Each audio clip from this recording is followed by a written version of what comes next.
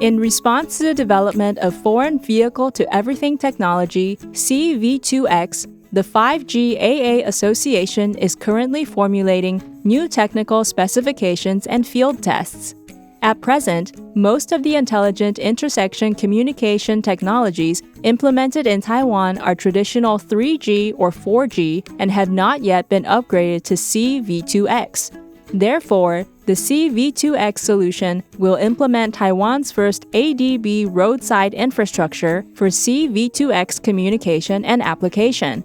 The integration service for C-V2X traffic sign information broadcasting and self-driving has been implemented at 19 intersections in Zhubei.